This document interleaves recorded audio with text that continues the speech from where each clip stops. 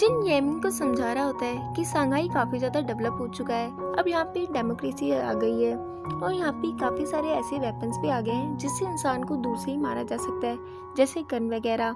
मगर हर बार की तरह येमिंग उसे ही सुनाना चालू कर देती है, तो वो बोलता है कि मुझे लगता है मेरी ही गलती थी, बेहतर यही होता कि मैं तुम्हारी याददाश्त को मिटाता ही नहीं। लियान वापस से येमिंग को मारने के लिए प्लान बना रहा होता है, तो ग्रीन फेरी से बोलती है कि एक काम करो, तुम नींद की दवाई लो और उसे जिन को पिला दो तो तुम्हारा काम काफ़ी आसान हो जाएगा।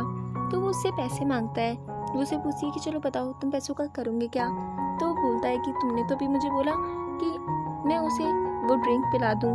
तो वो उसे पैसे दे देती है और कहती है कि मगर मेरी एक शर्त है, तुम्हें मुझे अपने साथ लेके जाना पड़ेगा। मगर वो उसके लिए मना कर देता है। येमिंग को एक सपना आता है जिसके अंदर यूशा बाई उससे शादी के लिए पूछता है। उन दोनों की शादी भी हो जाती है, मगर अचानक से ही येमिंग को यूशा बाई की जगह जिन नजर आने लग जाता है। मिस्टर जिया जिन को ड्रिंक ऑफर करते हैं, तो वो उनसे बोलता है कि तुम्हें इतने पसीने क्यों आ रहे हैं। तो वो बोलता है कि मेरी भी तबीयत थोड़ी खराब है ना, शायद इसलिए हो सकता है। तो वो उससे बोलता है कि तुम तो जनरली इतनी ज़्यादा ड्रिंक करते नहीं हो, तो आज क्यों ड्रिंक कर रहे हो, कहीं ये सब कुछ उस लड़की की वजह से तो नहीं। तो वो इस तरह प्रिटेंड करता है कि मैं तो किसी लड़की को जानता ही नहीं हूँ, तुम किस लड़की की बात कर रहे हो। काफ़ी ज़्यादा ड्रिंक करने के बाद मिस्टर जिया उससे पूछते हैं कि हाँ, मैं उस लड़की को पसंद करता हूँ, क्या हुआ अगर वो मॉन्स्टर है तो।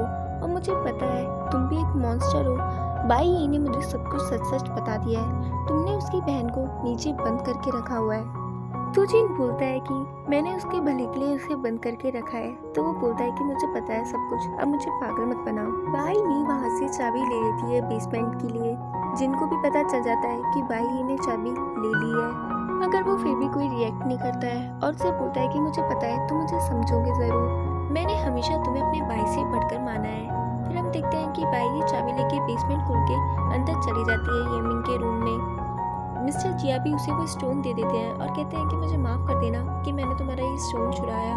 फिर हम देखते हैं कि लियान हाथ में वाइन लेके काफ़ी टेंशन में चल रहा होता है, क्योंकि उसे लगता है कि अब ये वाइन उसे पिलाकर जिनको वो येमिंग को काफ़ी आसानी से मार देगा।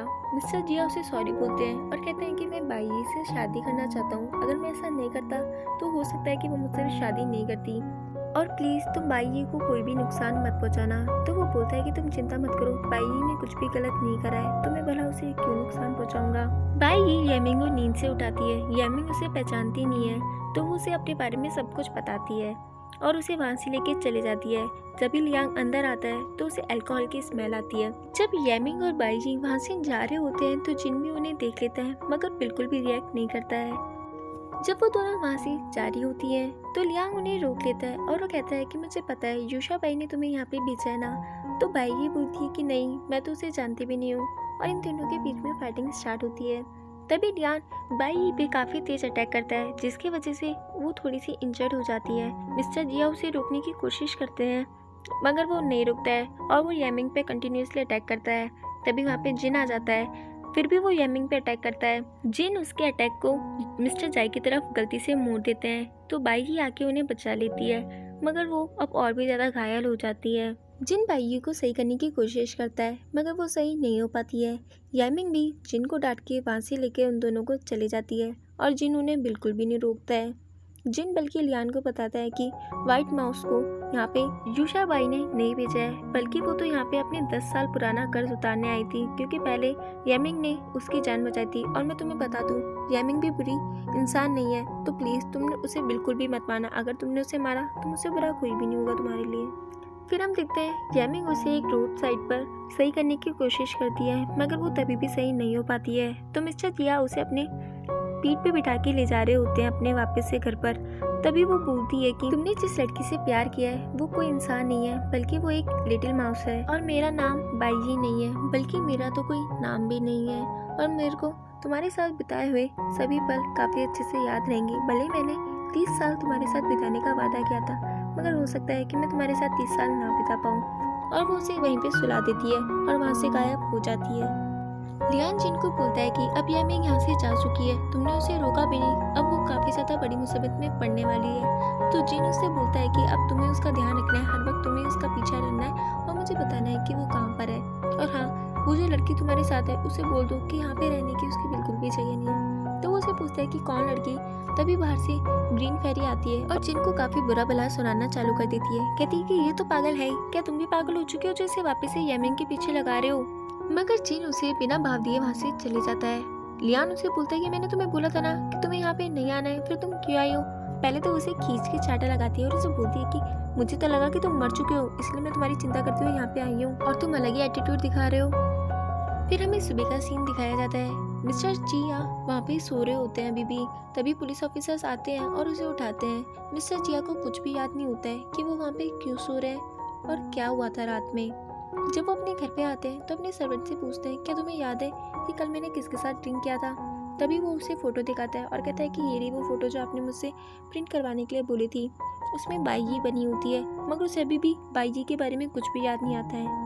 लियान अपना छोटा सा मुंह बना के बैठा होता है तो ग्रीन फेरी से पूछती है, अगर तुम्हें उस लिटिल माउस के मरने का इतना ही दुख हो रहा है तो नेक्स्ट टाइम से किसी भी मॉन्स्टर को इस तरह मत मारना बिना वजह जाने। मगर अभी भी उसका मूड सही नहीं होता है तो वो उससे बोलती है कि ये तुम्हारी ड्यूटी है कि तुम मॉन्स्टर हंटर हो। तुम्हें पता है जब हम मॉन्स्टर पैदा होते हैं तो हमारे पास सिर्फ दो ही चॉइस होती है कि हम कैसे मॉन्स्टर बनना चाहते हैं, अच्छे या बुरे। तुमने फिश और माउस को जो मारा है वो दोनों ही अच्छे थे। तो वो बोलता है कि तुम्हें पता है ना, कभी भी मॉन्स्टर और इंसान प्यार नहीं कर सकते आपस में। तो वो बोलती है कि तुम्हें पता भी है प्यार क्या होता है, प्यार कभी भी किसी को भी कहीं पे भी हो सकता है। फिर हमें पेंटिंग की साइड का सीन दिखाया जाता है जहाँ पे एक आदमी आता है और वो बोलता है कि येमिंग हुजिया गैलरी छोड़ के बाहर आ चुकी है, हमें इसका फेस नहीं दिखाया जाता है। तभी जूशा भाई भी अपनी आंखें खोलता है और बोलता है कि चलो फाइनली अपन दोनों अब मिलने वाले हैं। फिर हमें इस ड्रामे का एक और कैरेक्टर दिखाया जाता है जो एक भेड़िया होता है मगर वो इंसान में कन्वर्ट हो चुका होता है। फिर हम देखते हैं यामिंग बड़े ही आराम से घूम रही होती है रास्ते में और एक गाड़ी से बढ़ते बढ़ते बसती है। तभी उस गाड़ी में से 4 आदमी आते हैं और उसके साथ बदतमीजी करने चालू कर देती है, पर इन्हें पता नहीं होता है कि ये किससे पंगा ले रहे हैं। यामिंग एक ही चाटे में उन चारों के चारों गाने चित कर देती है और उनकी कारों को अजीब तरीके से घूमना चालू कर देती है। तभी वहाँ पे एक लड़की आती है और कहती है कि मेरी दोस्त है, ये सांघाई में नई नई आई है और इसने काफ़ी ज़्यादा ड्रिंक करी थी और ये रास्ता भी भूल चुकी है, तो प्लीज़ इसे माफ़ कर देना। और वो चारों भी वहाँ से चले जाते हैं। वैसे इस लड़की का नाम ताओ है।